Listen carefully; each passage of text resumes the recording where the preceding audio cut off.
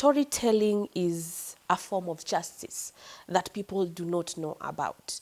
I think one of the things, it's important to have the data, it's important to have the documents submitted into court. But I think the most important thing for us to be able to think about when we are thinking of moving forward with other cases that we are going to file for future, it's important for us to understand the human face, giving the powers back to the community. Why do I say that is important? Because one, the judges are human beings. Sex workers who will be filing the case are also human beings. Once they tell their story, this judge will listen at that story as a human being. Having lawyers in the process is important, but it is also important for the lawyers to understand the fact that they need to give the powers back to the community. They are there to give the legal support that the communities do not have, but also give a room for the community's members to be able to tell their stories as evidence, what they have faced, the kind of violences they have gone through, instead of just them to be kept in a document. And another important aspect of bringing the movement in the courtroom was packing the courtroom intentionally with constituencies that are affected by this injustice, and not just ones affected by the narrow question at issue in the trial, which is, are the police using reasonable suspicion or racial discrimination in stopping and frisking? So we brought in a range of intersectional constituencies: public housing residents, LGBTQ youth, mothers of children who were affected by police violence, Muslim, Arab, South Asian communities. And there was a really deep power shift when they were in the courtroom watching the NYPD on trial be exposed as incompetent, as liars, and as sort of not knowing what they're doing in a systematic way. And so the community was there witnessing the kind of destabilization of the disassembling of this massively intimidating, once intimidating and powerful force in their lives. And that shifted power in this intangible but noticeable way. When the highest ranking uniformed officer, Chief Esposito, was on the stand, and on cross-examination, we asked Chief Esposito, have you heard any complaints from the community? No, absolutely not. The community loves us. There was audible gasping and laughter in the courtroom, and the judge noticed. And she looked at the chief and said, are you saying you've never heard any complaints from the community? He said, right, I never have. And in her opinion, 4 months later, she found the highest ranking police official not credible on this question. She found the people credible. They were right, he was wrong. She credited them and not him. When you sue corporation, they cannot ignore you. At least they have to come to the court and defend themselves, and then we balance their power, and we have to make them listen to us in the court. To be able to do this work and to feel that the story was adequately presented to the judges who were sitting on this bench, it was important to figure out which stories were the most powerful and who were the best people to basically carry the story. And so basically we ended up with a group of 6 individuals with very different stories of how this particular law affected their lives. So it's basically doing the work of collecting those stories and laying them out in a way that we felt would be most useful for the 3 people who get to determine our fate, to hear and to imagine what it must be like to live as a queer person within a criminalized context.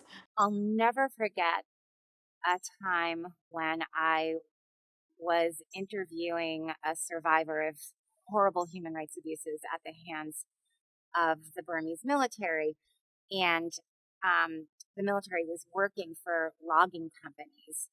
And so we were talking about the abuses associated with extractive industries.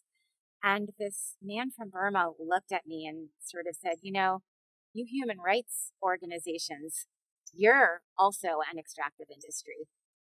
And I thought, whoa, wait a minute.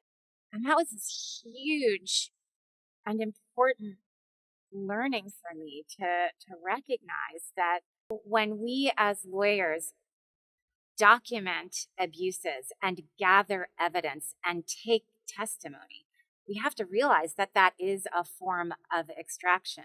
When we take those stories, when we gather that evidence, when we document the abuses and bring them back to the court or to the legal action, we have to always be asking ourselves, as we take this, what is it that we're bringing back?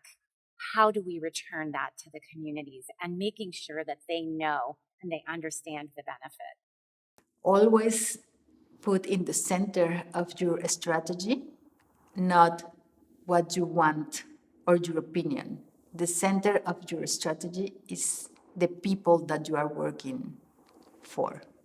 It's not about you, it's about the work that you can give to the others. Storytelling is a form of justice. The law can render people invisible. People need to be seen and heard rather than just documented and used as data and evidence. Quote-unquote victims become active citizens when, through legal process, they become informed and visible, the tellers of their own stories and the agents of their own destiny. Storytelling is a form of justice, and that's really important, but I don't want to overly romanticize it, because I think as lawyers we also have to recognize that when our clients and witnesses tell the stories of what happened to them, what gave rise to their case, they're talking about terrible, terrible human rights abuses, things that we would never wish that they would have to tell again. And so we really need to be aware as lawyers that what for us is a great case or a great client or a great claim is somebody else's terrible, terrible suffering. And we can never forget that, because it's real. And our clients are traumatized because of what they went through. And they wouldn't be clients if they weren't. Once when I was hosting an abortion speak out, I found myself speaking about a moment of non-consensual sex. And it was really a moment of self-revelation, because I realized then that this had been a big part of the motivation for my involvement in the abortion rights campaign. This really visceral sense of being deprived of your bodily autonomy and the injustice of it. Lawyers and activists have their own stories to tell too. Being there as a lawyer helps shift power by validating and giving voice to your client. Being there as a plaintiff or a witness compels those with power to take notice and has the power to shift their perspective and thus power itself. You know, the law only can accomplish so much. And then when you see that, like, a thing towards which you work so hard, like producing that release, you know, or producing a feeling of power in people who are so used to or who have unfortunately become accustomed to being crushed or being, you know, sort of brushed aside so often, I think it really does give a sense of, this is why I do the work that I do. Because colonization, because of the attempted genocide, and because of all the policies around the Indian problem in this country, and that they used to try to assimilate us, and then when they couldn't assimilate us, to eradicate us, our young people now are disconnected from our land. They're disconnected from our teachings, they're disconnected from our culture, and they're disconnected from their identities as Native peoples. And I have spent a good portion of my life fighting just to be heard. I don't want our young people to have to go through that. I don't want them to have to fight as hard as I had to fight to acknowledge my voice and to be heard, to use that voice to create change. That gives them purpose, and through purpose comes healing, and through healing comes more purpose.